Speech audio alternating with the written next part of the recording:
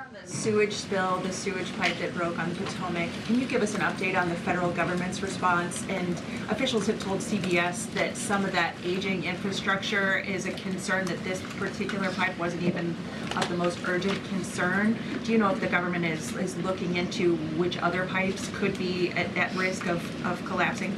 Well, the next step in this process is for any of the three local jurisdictions involved, whether that's the Commonwealth of Virginia, the state of Maryland and Governor Moore, or the District of Columbia, to step forward and to ask the federal government for help and to ask for the Stafford Act to be implemented here so that the federal government can go and take control of this local infrastructure that has been abandoned and neglected by Governor Moore in Maryland for far too long. In fact, it's no secret that Maryland's water and infrastructure have been in dire need of repair.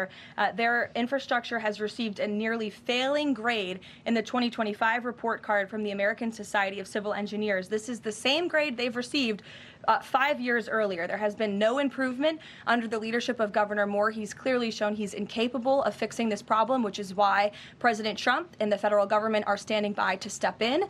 And for all of the environmentalists in the room and across the District of Columbia, let's all hope and pray that this governor does the right thing and ask President Trump to get involved, because it will be an ecological and environmental disaster if the federal government does not step in to help. But of course, we need the state and local jurisdictions to make that formal request. That's part of the legal process to move forward.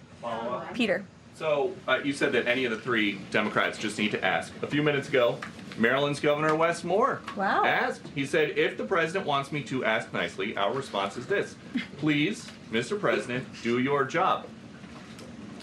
To which I say, I'll ask the president and we will provide you with the next steps. But in all seriousness, the federal government has been preparing plans. The White House has been in contact with FEMA, with the Army Corps of Engineers, with the Environmental Protection Agency. Again, we've been standing by. This is a problem we want to fix, not just for the federal government, but for everyone who lives in the District of Columbia, including all of you. So you're welcome. To your point about that, there are a lot of events coming up for America 250.